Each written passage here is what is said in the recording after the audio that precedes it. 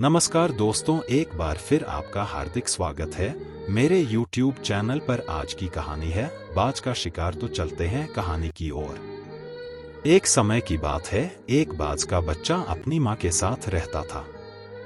बाज के बच्चे ने अभी अभी उड़ना सीखा था।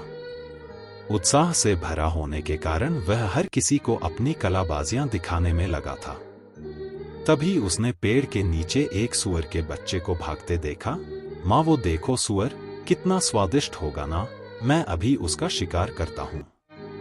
नहीं बेटा, माँ बोली, अभी तुम इसके लिए तैयार नहीं हो। सूअर एक बड़ा शिकार है, तुम चूहे से शुरुआत करो। बाज आज्ञाकारी था, उसने फौरन माँ की बात मान ली और जल्दी ही उसने बड़ी कुशलता के साथ चूहों का शिकार करना सीख लिया। अब उसका आत्मविश्वास बहुत बढ़ चुका था। वह अपनी माँ के पास गया और फिर से सूअर का शिकार करने के लिए कहने लगा। अभी नहीं बेटा, पहले तुम खरगोश का शिकार करना सीखो, माँ ने समझाया। कुछ ही दिनों में बाज ने खरगोशों का शिकार करना भी सीख लिया। उसे पूरा यकीन था कि अब वो अपने पहले लक्ष्य सूअर को जरूर मार सकता है, और इसी की आज्ञा लेने वह माँ के पास पहुंचा। पर इस बार भी माँ ने उसे मना कर दिया और पहले मेमने का शिकार करने को कहा। बाज जल्दी ही मेमनों का शिकार करने में पारंगत हो गया।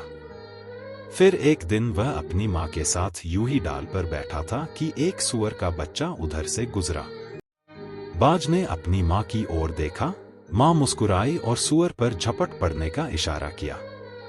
बाज ने फौरन नीचे की ओर उड़ान भरी और उस दिन उसने पहली बार अपना मनपसंद खाना खाया। दोस्तों, सोचिए, अगर माँ ने पहली बार में ही उसे सूअर का शिकार करने को कह दिया होता तो क्या होता।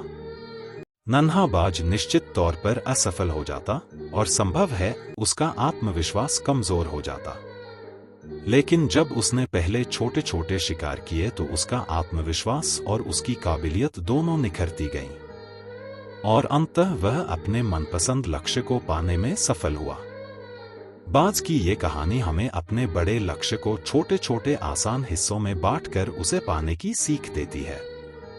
इसलिए बड़ा लक्ष्य बनाइए, जरूर बनाइए, लेकिन उसे पाने के लिए अपने अंदर धैर्य रखिए, अपने गुरु की बात मानिए और योजनाबद्ध तरीके से उसे छोटे हिस्सों में बांटकर अंततः अपने उस बड़े लक्ष्य को हासिल करिए।